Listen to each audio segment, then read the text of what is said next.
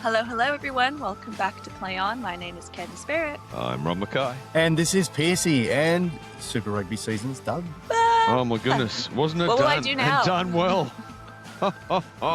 Yeah, I was trying to play back the pods, and I think it was round 4 I called the Hurricanes. It was certainly very early in the piece, and we did waver in our opinion there at one stage. It looked like they might have been just taking the foot off the pedal, but goodness me, that was pedal all the way to the floor. Candace was just alluding to the fact that the new Rugby World rankings have come out, and the Hurricanes are sitting at 6th.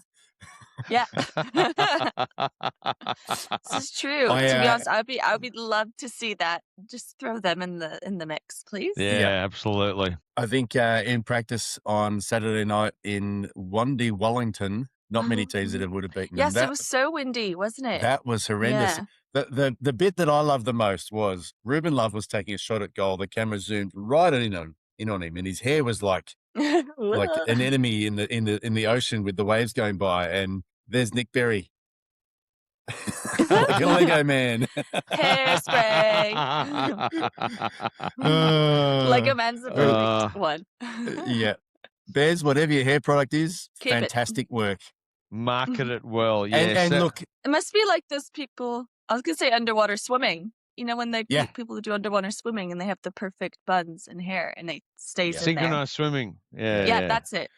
Congratulations to Bears. That was a really well refereed final. He sounded quite croaky. It wouldn't surprise me if he was a bit under the weather health-wise, but he did a great job. And I personally, Ruben Love's try in the far right corner, diving through the air at a ridiculous angle, and he just knew he got it. I was looking up the sideline thinking, young Louis Trisley, best view in the world of what I think is the best try we've seen this season. How good for Louis. That's one of those, that's one of those frameable moments.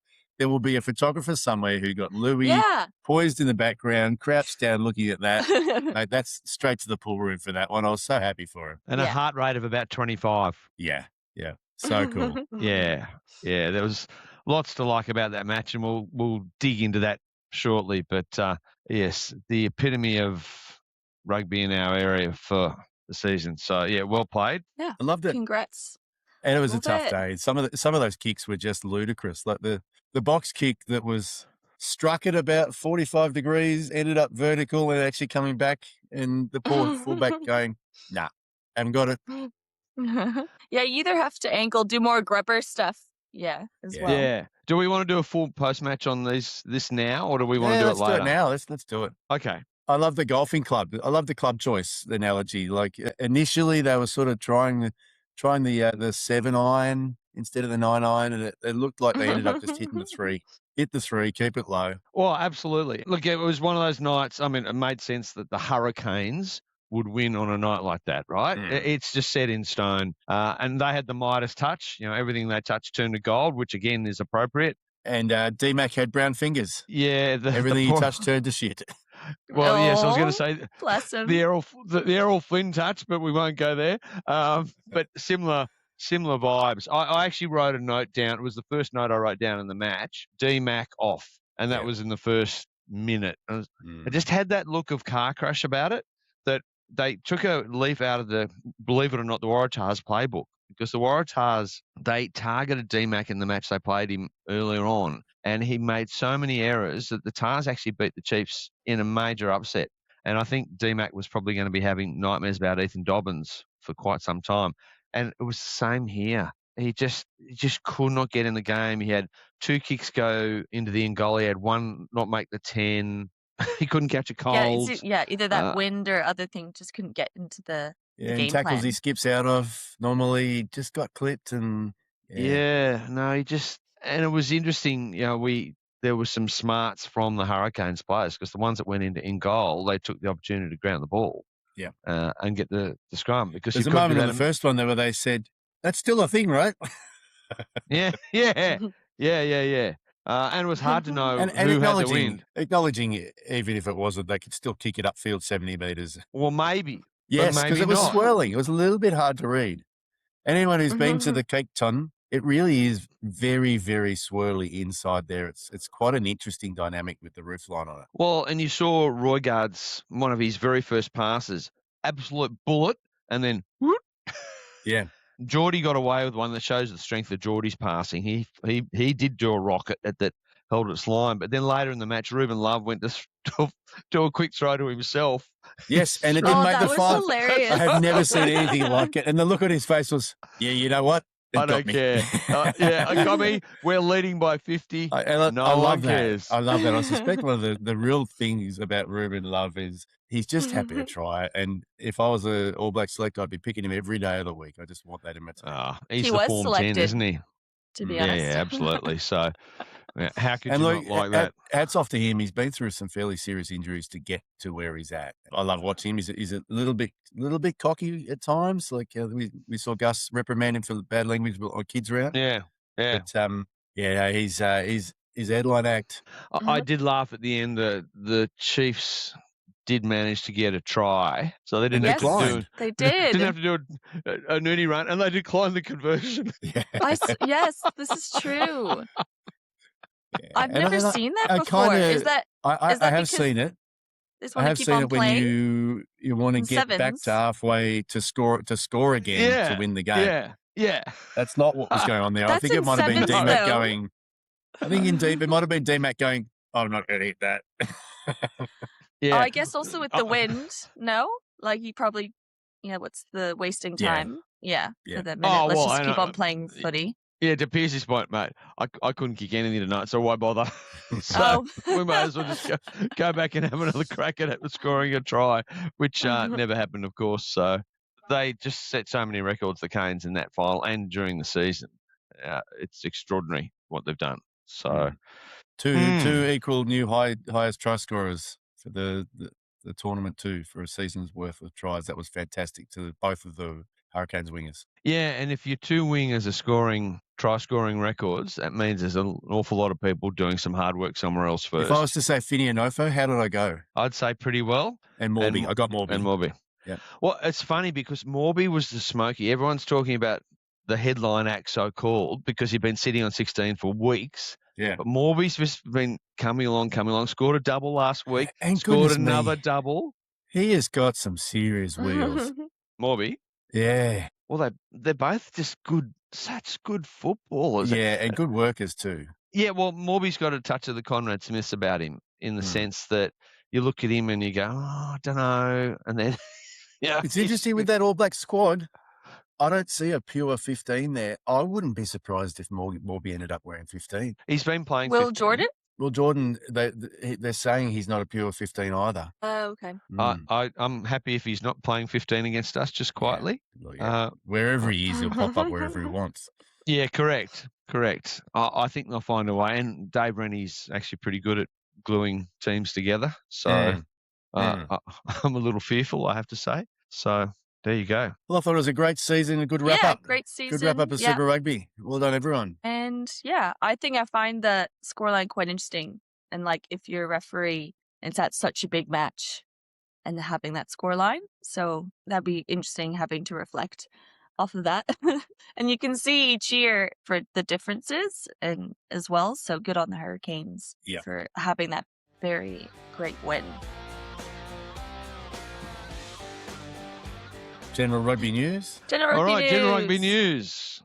So, because everyone's talking about the Middle East, we thought we'd start there. And a welcome, for football? a big welcome to a new World Rugby Associate member.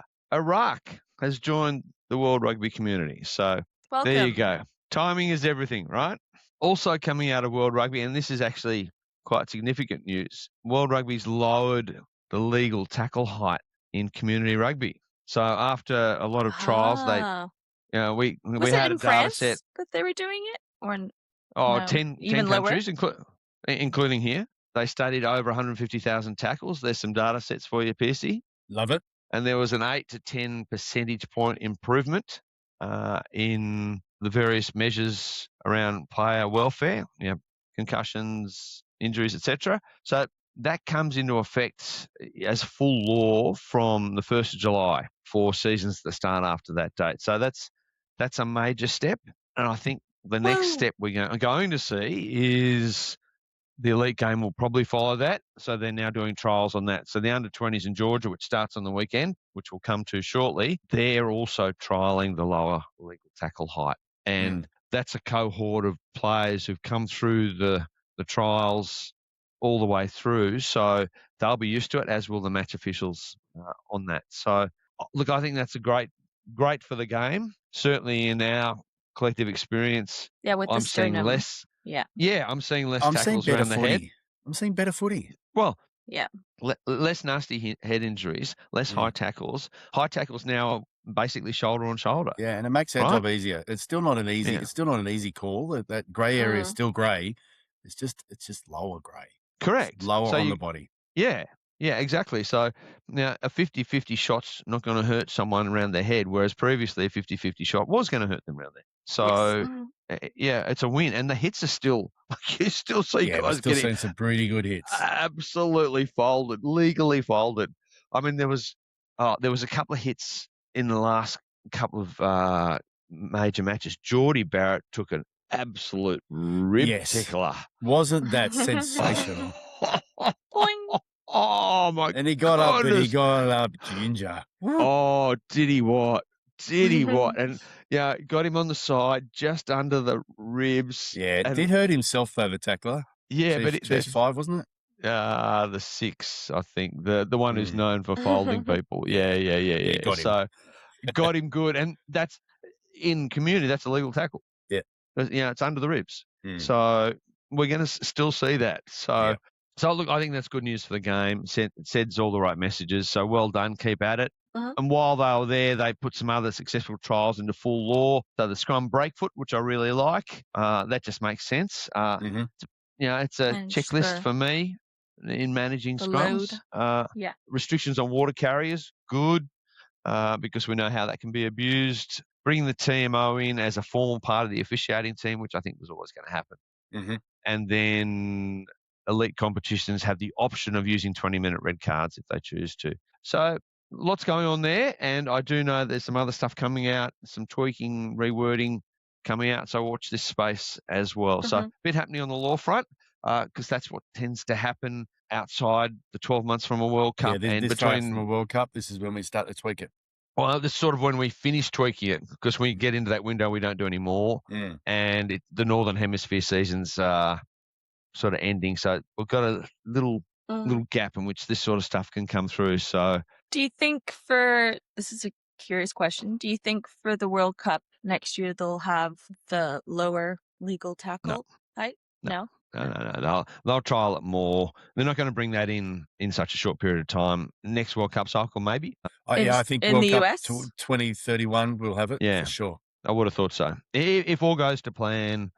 Yeah, we're seeing the markers. We're now moving into elite trialing. I think we'll see some more elite trialing, and guys then at this World 20s will be there. Yeah, correct. That's that generational stuff we'll see. Yeah, absolutely. I think it's inevitable unless something major pops up, and I don't think it will, because we've got enough data that tells us, as we were just talking about, the footy's still good. We'll be fine. Keeping everyone safer. Love it. We have World Rugby Council info. Now, Rugby World Cup update. So on Sunday night, if you happen to be in Sydney and you're paying particular attention, you would have seen a rather large drone show over Sydney Harbour. Yes, I saw those. So cool. All out in person, but I saw online. Very cool. Yes, that was pretty amazing. And it was quite funny because they had some drone shows during Vivid here a couple of weeks ago. Right. Yes. And they had a few issues because the drones ended up in the drink, so they had to cancel all those. Yeah, they fell in the water, and then they had to get people to try to submerge and get them because they're dangerous. Yeah, not good. The batteries. Not good. Yeah. So this went off without a hitch, as far as I can tell. But it was also to signify the announcement of a major sponsor for the World Cup and Rugby Australia, and secondly that another 1.2 million tickets were applied for from 141 countries in the recent ticket application phase. Wow. So there's a lot going on in the World Cup space. There's a lot of interest. 141 countries want to come here next year to watch the World Cup. I mean, that's quite extraordinary. So, and you would have found out if you got your ballot tickets or something yesterday, wasn't it? Yeah, No yes, luck? I've had the thanks for coming email. So the only ones we didn't have that we wanted were the final, and we didn't get them. So the next window is the 1st of October this year, which is coincidentally not 1 year out from kickoff next Yeah. year. So Yeah, I stay think we got the tuned. same thing. No finals, but we got the bronze finals tickets. Oh, that's awesome. That's So awesome. That'd that be a could good be match. anything. Yeah. Yeah, it could. It might be our best chance of seeing some gold, but look, you never know. You just never know. A lot can change in 12 months, as we've seen previously. So watch this space. There might be some Watch this articles coming out space. about that as well. So Exactly. I was going to mention Keith Lewis, lovely Keith Lewis, did mention that one of our laws of the week, even though I said it was based off 20 in 21, so in goal, it also links really closely to the scoring law, so in 8.22 as well. So I did mention about how players, if they're taking a penalty kick, like for goal, that they need to keep their hands on their hips.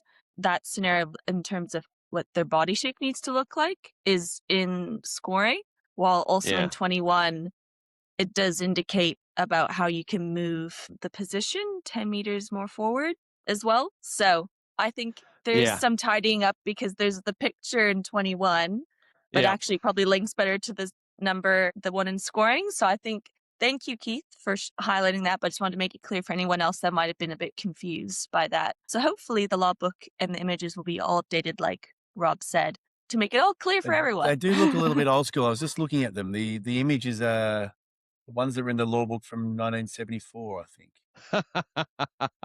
Well, they've got some girls playing now. It used to be all blokes. That's someone's AI girls in there. Yeah. So, but I hear you. And look, that's one of the joys and fun of trying to put our laws together, because they tend to be in separate sections at times. Yeah. The charge down's a classic one we've often talked about. Scrum stuff, scoring stuff, they're spread. So, no, that's a good shout, Candace. Anyone who's in the law book, I do love 20.15 drawing. There's a pair of twins that was who clearly just copied and pasted.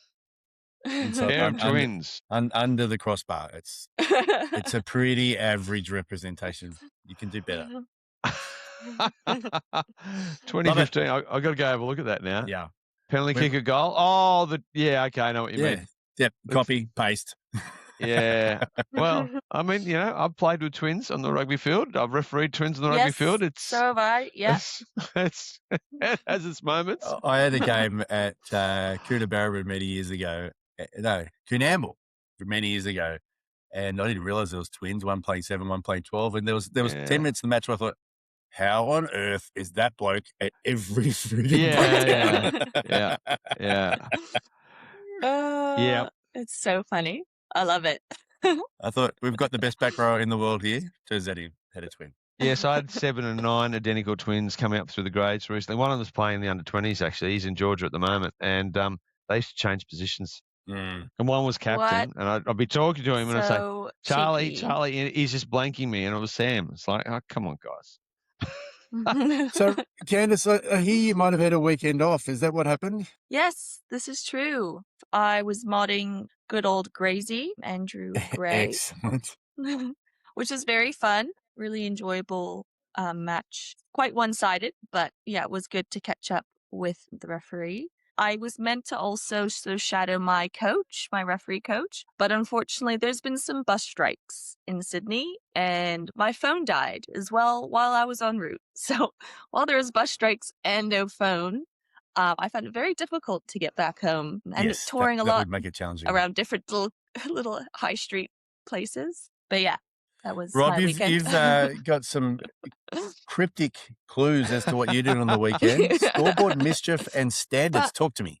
I met up with Rob, though. I remember that. I wasn't lost.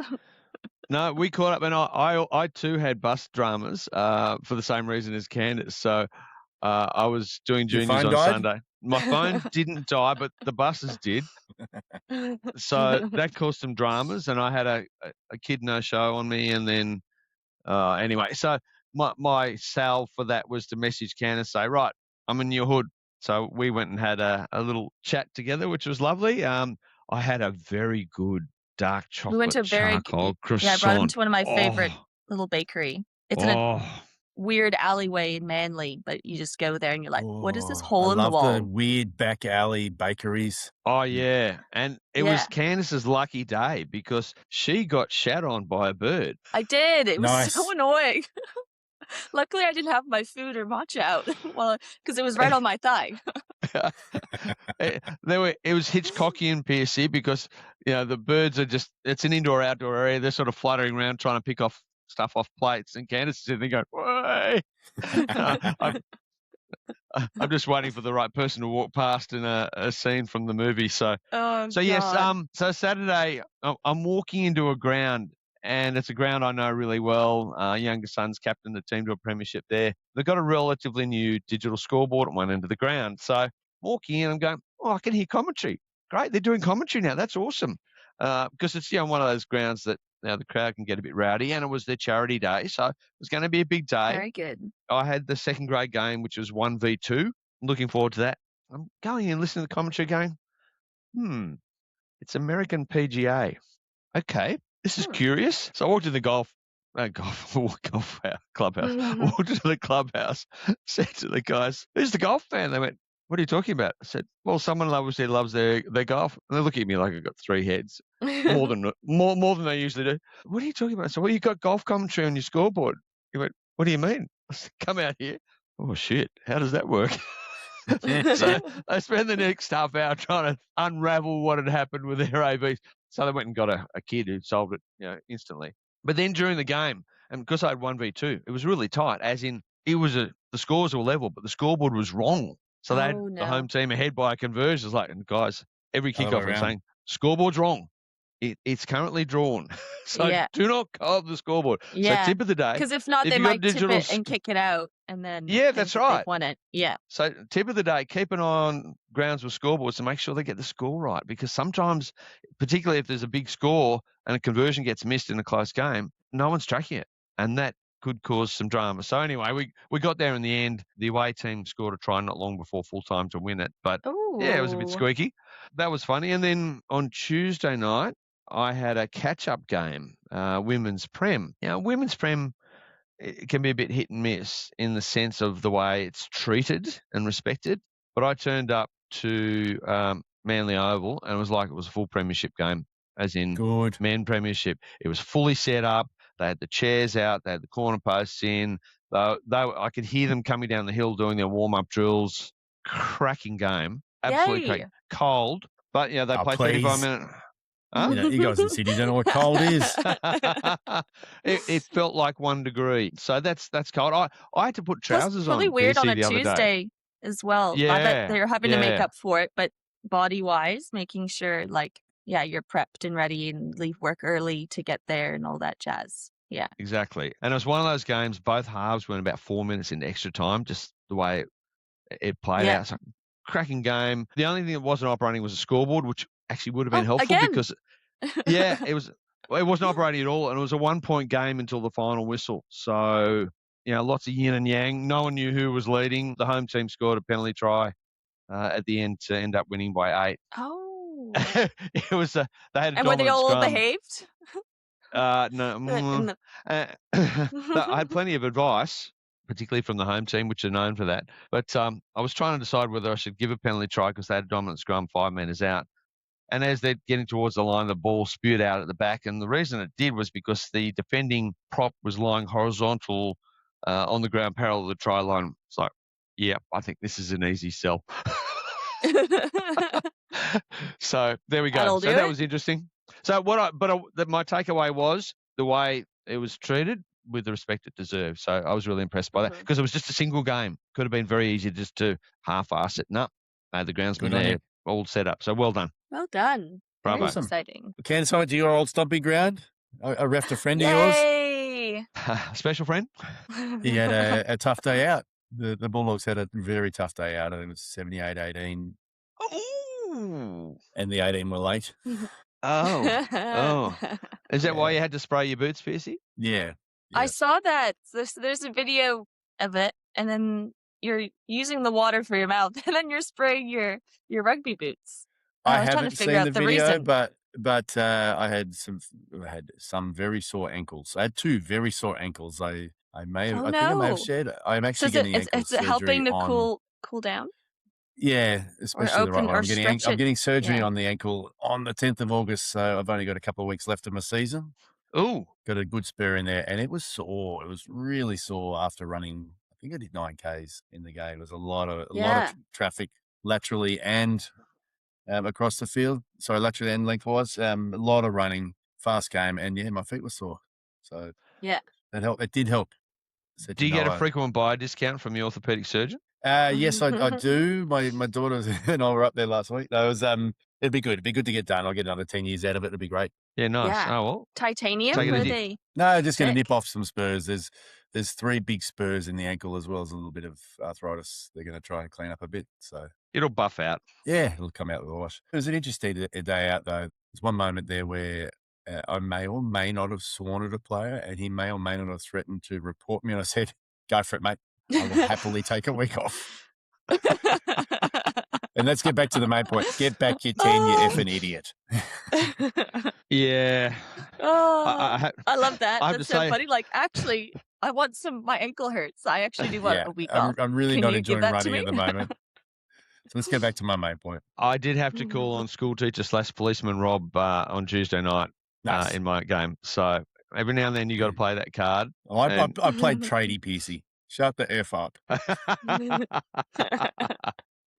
Fair call. And it was warranted. It was absolutely warranted. Candace, I'll share Yeah. the name of the gentleman afterwards. You'll know what I'm talking about. Yes. Yeah. Has everyone watched the UK Prem final against Northampton Saints and Chiefs? I realized we had 2 Chiefs. Chiefs in the UK, Chiefs in New Zealand. Yep. That's And a bad day out for spoiler both. alert, not good for either of them. Bad Not day good for for both. either. I did watch it, much to my disgust. There wasn't enough other footy around. And it's good footy. It's really good footy to watch. Yeah. We've been saying for quite some time, and I really did enjoy it. Refereed by Referee Matt did really well. Yeah, Matthew Carley. I think what I found interesting was the fact the 2 yellow cards, and within that, like how they spoke about it in particular. For the first yellow card, it was the Northampton Saints player that did the high tackle to a Chiefs player. And so happened that player that got the high tackle where he got his bloody nose, he was then the one sent off for the other yellow card because he made a high tackle. Yeah. So I thought that was a bit ironic. And then I just found how they worked as a team to get to the outcomes of the yellow card as well. Like they used some different wording, like it entered as a yellow card, it remains a yellow card was the type of wording that they were using, which I found was interesting. Yeah, it was interesting too. I think they were both in the yellow card zone, but they're probably at different ends of the yellow card zone. And that one was probably just a yellow. The other one was a creamy yellow. One was an orangey yellow. Yeah, that's right. Yeah. There was some discussion around the second one because both players had dipped a bit. I think there was a chance they were probably going to go either rugby incident or penalty only, but they ended up at yellow card. And look, in the context of the game, it was probably the right call. It felt fair, and It I did. know that's a really hard subjective measure, but I don't give a damn about either of the teams, and it felt fair for the game. And both of them were incidents that were just a function of dynamics, really. Yeah. I mean, you had some vertical in the tacklers, but also the ball carriers were changing direction and height and so on. Yeah. How dare they? Yeah, I know, right? But we've got to protect the ball carrier. So there's the onus, right? So, and did it change the game? Well, it probably did, but both teams had chances. So both teams had chances, and it did change the game. I think both teams suffered when their players were down in the window just after when they came back on. They all looked quite fatigued in the post-yellow card window. I think that was quite notable. Yeah. I mean, the match was it was a brutal game. It was a great vibe. I mean, that's what you want. You're at Twickenham. It's a full house. It's sunny. It's actually so loud. The poor Diz had to have water breaks because it was in the 20s. I mean, boo-hoo. But, the noise, the vibe, the singing, the chanting. It was loud watching from here, right? So imagine what it would have been like at the ground. And, I mean, the back row battle alone was immense. There was one moment there where there was just a bit of a dip in the sound, and I heard one bloke, and I don't know what the right term in England is. It's a yobbo here. Yelled in the crowd. out, top of his voice, "You've got to be effing kidding!" Yeah, there was plenty of mischief, but yeah, it was. Which is well done to that gentleman. Like to be heard over 80,000 people very clearly by the ground mic. That was very well done. Timing's everything. Mm. So yes, it was a good footy. So yeah, there's a few incidents there. There's the 25th minute, two players colliding. So that was a little bit of an insight into where we were going later on. So they clearly had a picture of what they thought was a rugby collision. Mm-hmm. So I thought that was well managed. There was an Exeter try, no try scenario. Player was held up. It was probably just as well because there was a line out to Moore with a very long transfer. So would have been interesting whether that stood. I wrote a notable, so around the 57th minute, I just liked how Matthew, his chat towards the different players on the mall setup and when to use it. I just thought that was notable for someone maybe who wants to learn about how to communicate to players on moving parts and different things. I thought that was a good way on how we did it. He's a very good communicator, Matt Carley. Yeah, and it's interesting seeing the match official teams. They had Matt Carley, had Anthony Woodthorpe, Adam Leal, and Ian Tempest. So neither of the ARs were in the middle for the semis. So did I see Luke Pearce doing sub-control? Yeah, well, I think he was doing sub-control, but I think he might also have been their number 4. I think the English have a referee on standby rather than bump up an AR if someone goes down. And he looked game ready. That's correct. why I draw attention to it. Yeah, correct. And I think that's a good way to do it. I think they do that in the World Cup as well. Although having said that, they did it for the final, but I don't think they did it for anything else because we saw when Yako went off, Dicko stepped up. So, yes, I think he was there ready to go just in case. Maybe they brought stuff into place based off that as well, maybe. Just to have the right comms, and then maybe the ARs are already in it. They've already briefed and set up that way. Yeah, the mindset might be different. I think logistically it's a lot easier for the comms guys. Yeah, correct. For those guys, that is doomsday scenario for them trying to get that stuff done quickly without drawing attention to everyone. Oh, it's hard, and we've seen without the touchy throwing the shirt over the head and getting nude in front of the crowd. It really is quite awkward. Yeah, and there's a lot you got to change too because you got push to talk and so on. So there's a lot of wires everywhere. Like, oh my god. Yeah, it's clunky. So I understand that, but I like the philosophy around it. They've got a pod not dissimilar to the way we've done it. Yep. So I've noticed this with Matthew for quite some time. He has this quirk with how he does penalties. I don't know if you guys have noticed it. Is it his hand signals? Is there a bit of the cross arm? Yeah, he's a cross arm penalty awarder. So, ordinarily if that confuses players as well. They just stare at you because they're not sure who's who. He must do a lot of yoga because he puts his body in a really weird position when he does it. So, if we're signaling penalty, if we're blowing penalty to this team, we go like that or that.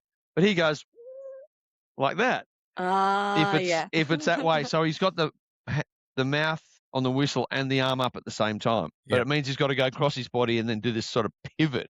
I mean, it's a very clear signal. You know what he's doing. But it's unusual because I don't know that anyone else that I can think of who does it. Marceau used to do it. Did he? Yes. Marceau had the big long levers. Absolutely. He could probably get away with it because of his levers. So Tony Rudd used to do it too. Any of the country folk? Yeah. Yeah, go. Shout out to Tony. So love your work, Ruddy. He was my son's principal for one day. He's one of the great rugby men, Ruddy. Absolutely. Still on the country board, doing God's work. I want to do a little appointment for the Premiership Women's Rugby. So Holly Wood is to be the referee for the first PWR final, and this is just by the way. Didn't she just punch out a kid? She did, Pearcey. 86 days after giving birth. Such to her lovely second child. Holy smokes, Holly! That is very impressive. And that is impressive. Just on top of all of that, when she was at the World Cup as an AR, she found out she was pregnant 3 weeks prior to that. So I think her journey, she said that she actually did a 5K run the day before her due date, which then put her into labor. So funny so she's really fit. She's strong. She obviously has been keeping up her endurance and everything through her pregnancy. And then for some people that might not have, I guess, a difficult pregnancy or postpartum, she's obviously, her body's back into shape. And so congratulations to Holly Wood. That's seriously impressive. I mean, it's impressive enough being awarded the final, let alone in those circumstances. So, like, that's just next level. So, yeah, absolutely. And I can't wait to watch it. And sorry, I don't have more info, but hopefully I'll be able to watch it on YouTube or somewhere live. We'll find it somewhere. Don't worry. With that, I'm just going to do a quick shout out. So Townsville, for 6 days, there'll be rugby starting. So this will be starting tomorrow. We have 20 referees and 12 mods to cover an entire 110 games of the senior and juniors. And they'll be representing Queensland Country, pathways for the match officials. So that's super exciting for those country Queensland reps up there. And it's insane. That's 110 games. That's a lot. So congratulations to those referees. That's a lot. And that represents such a huge geographical area, Queensland Country. Anyone wants to have a look at that, it's pretty much the size of half of Europe. Yeah. Covering. It's pretty impressive. Is it 7s, Candace, or 15s? My understanding is 15s. I'm saying that loosely. Wow. But yeah, I think it is 15s because it's a selection trial for the Rugby Shield, like not too far down the track, isn't it? Yeah, they were saying that there's about 4 referees within that have been selected for nationals for the week as well. So I think it's a good little hub for growing referees and a lot of games for them to practice on. So yeah, congrats for those people. And yeah, good shout out for some local stuff. Love a tournament. Tournaments are good for development. Tournament this time of year in Townsville, that's probably a good spot to be too. It'd be nice to warm up there. Oh, totally. That's the perfect time. You can swim in the water. I'm free. I can fly up. Yeah, don't worry about the bone spurs. All good. We can get through another week. That would be fun though, wouldn't it? Mm. You know, 20 refs, 12 mods, all that footy. Imagine the 4X. Oh. Yes. They'd be drinking Pod rubbish beer. on the road. Special guest. And a bit of Bundy, I'm guessing. Yes. Oh, that would be lush. Well, yeah, in some ways. The post-match briefings will be very... And then it'd be rough. Yes, it would. I do remember, I think I've shared this story. I had a post-match debrief at the Bundy Rum Ball with Frank Micklejohn back in the day. And that was the worst day after post-match I've ever seen. But it was so good. Have I shared that story? At the time, it was good. No. We had Queensland Country hosting Victorian team who were actually, I think, 1 and 2 in the Rugby Shield that year, or certainly right at the top end. It was a great game of footy in Bundaberg itself. I did a tour of the facility in the morning, and I did a taste test, but spat it in the bucket. Frank didn't spit his in the bucket. And then we got invited to their staff ball that night. It was a big deal. It was 1,000 guests and a really serious night out. Both teams were there, but the rest of the guests of honor, I sat next to the CEO, and I caught the. Yeah, it's interesting you say sick, Candace, because I caught the flight home the next morning with the Victorian team, and it was only a 30-seater, so they took up most of the seats in the plane, and at least 3/4 of the plane vomited on the way home. Ew, the smell. Oh, I wasn't one of them. I kept my rum down, but what other appointments have we got? Let's get back on track. Come on, Pearcey. All right. So this weekend sees the World Rugby Junior World Championships 2026, and isn't that a mouthful? Just rolls off the tongue. It kicks off in Tbilisi in Georgia, sweet Georgia, but not that one. And we've got the first round of matches coming up, and there's plenty of them. So Argentina, USA. So Saba Makaradze, who not surprisingly is Georgian, is on the first one. I'm not going to do the ARs. There's too many. England, Ireland's got Ben Connor. Wales and Georgia, the home team, no pressure. George Selwood. Dr. Evil has got that one. Shout out to George. South Africa, Uruguay has got Rory Campbell. Italy, Scotland, Robbie Jenkinson. New Zealand, Rory Campbell Japan. Canadian? Scottish Rugby Union by the looks of it. Scottish. Sorry. And I defy you to spell his first name, but because it ain't what you think it is. Where'd I get to? New Zealand, Japan. This would be a good one. Luke Rogan's on that one, wearing the USA flag, funnily enough. But, we consider him one of ours. France-Fiji, Morgan White, who's been mentioned in dispatches previously as well. Australia-Spain has Kevin Brawley from France, believe it or not. And then we get on to bonjour. week 2. So I believe it's Cavan. If it's French. Cavan. That sounds like that's like the least French name I've heard. Kevin. Bonjour, my name is Kevin. And he's AR's Bruce, also from France. So that's week 1 of appointments. And then the next round of matches is Thursday, the 2nd of July. So we'll cover those next week probably. So Beautiful. that's those appointments. What else have we got? Babas. Wales and Barbars. So that's Anthony So much Woodthorpe. fun. So he was on the line in the Prem final. So really pleased to see. I really like looking him as a ref. I think he's handy. And that refs. is a seriously sweet gig, the Barbars games. As Oh, a ref, sick. that's the dream. That's the dream. They're at Twickenham, Allianz Stadium. Yeah, a friend of mine's up there at the moment pretending to be water boy for the Barbers. So that'll be interesting to see how that goes. What else have we got? Oh, Japan 15's playing the Maori All Blacks in Nagoya. Sam Grove White's on that one. That's another good gig coming up. And we had the French. They've got their top 14 this weekend. So you got Toulouse against Montpellier. And Luke Ramos has got that. He's got Nice. Pierre Brousset and Thomas Charabas as his flaggies. Good on Luke. Beautiful. So, yeah, there's some big appointments there. RPL is still going, I believe. Rugby I saw Premier that. League in India. Yeah. And I know Sonny Lee and Kat Roach are there. There's a couple of others as well. I just can't remember who they are. So I think they're having a good time over there. It feels like the Who Cares Cup for me. I think for me, if it was easier to watch, I'd be watching it. But you got to watch it through the interwebs. Just have it available on YouTube. Just do a live stream. Yeah. Don't know. But you got to be up at the right time. Yeah, all that sort of stuff. So that's the next challenge for them. If they can get on a better platform, certainly here. I mean, if Stan picks it up here, it'd be much easier to watch, for example. So there you go. Some handy appointments.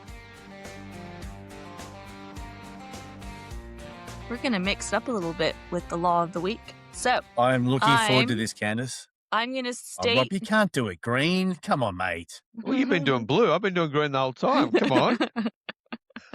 Guys, they're talking about the agenda being highlighted that we've covered. Rob's messing with my OCD. I'm going to give you a clue. I'm going to read out the law. You will have to guess where it's situated in the law book. Give me 1 second. I've chosen 2 just in case you pick them too quickly. Pick one. But I'm going to do 1 and see how you get on. Right. Already, you ready? As ready as we're ever going to be, Candace. And by the way, I do love this. This is great. If the kicker has not indicated an intention to kick at goal, but takes a drop kick and scores a goal, the goal stands. I think that's law 8, isn't it? Scoring. Ooh, what do you think, Rob? I'm going law 20 penalty and free kick. The true answer is 8.23. Well done, Pearcey. Scoring. Nice, Pearcey. Well done. You want to do another one? That's why I picked another one. Let's do another one. I like that. That's really good. Yeah. I think I was reading through. I didn't realize. I was trying to understand a scenario where that would actually happen. What, you marked a try? It used to be a real point of contention when there's a free kick, you weren't allowed to take a drop goal. But when it was a penalty, it was okay. Well, you still can't take a drop goal off a free kick. Yeah. There's got to be a phase of play where the opposition can test the ball or something like that. Yeah. Because it became a default penalty. A free kick became a tap and default penalty. That's why that's in the law book. I believe it was the Argentinian 10, Hugo Porta, who necessitated that one. Le drop, as he was known. Okay. Next one. A player may join alongside, but not in front of the hindmost player. 16 more. Yeah, well, it could be 15 or 16, but what do you choose? It applies to both. I'm going with Pearcey. I think 16 works. It is 15.6. Oh, bugger. Should have stayed with my 15. Joining a ruck. Yeah. So, a player may join alongside, but not in front of the hindmost player. That's why I chose it, because I was like, which one are you guys going to choose? Yeah, I know, right? Because I think it's written in both laws, isn't it? And it actually uses the word maul in the maul one, so that has to be the ruck one. The one in the ruck doesn't refer to ruck, whereas the one in maul does the players joining a maul must. Yeah. Do so Yeah, right. From an onside position, bind to the hindmost player at the maul. So, yes, it would have been should have known that. That's why I found it hard for trying to pick one. I love because that, anytime Candace. they always mention the wording to relation of the law, so it was hard to find what word was sort of. I love it. That's a good appealing. game. Let's do that again next week. Yeah, absolutely. Candace, once Absolutely. again, you're a great leader for this pod. Thank you very much. You've done very well. You're fantastic. Rob, Thank you. We've got some work to do, Pearcey. I've got a lot of work to do. You've got to be it. Thank you, legends. What are we up to this weekend? I might be modding. If not, I'm sort of floating around. If you're not modding doing someone anything. else, I'm refereeing Bathurst versus Forbes, which will be on telly if you wanted to mod me. Yay! I'll do it. Platter Pie versus the Bulldogs. Well, we almost had Kickoff a play on 3:15? AR team last week. It was We almost going to did. be, but Blame Candace it on me. sadly was a bit niggled, so we didn't get that to happen. So, and this weekend the weather forecast here isn't great. So I'm meant to be doing a subbies first grade game on Saturday. No juniors because it's getting to that school holiday window. So who knows? Might be no rugby on the weekend. We'll just have to Yeah, wait it's and really see. terrible rainy A weather. maximum of Yeah. 14 degrees. It's actually Saturday's going to be a cracking day here. 14, Pearcey? Yeah, awesome. Minimum outside at the moment feels like -1. Ah, lovely. No, Surprised no you're on wonder your the dog's puffer. farting. Yeah, even though we're in warm. On that note, thank you all for listening, and see you next week. Jouet.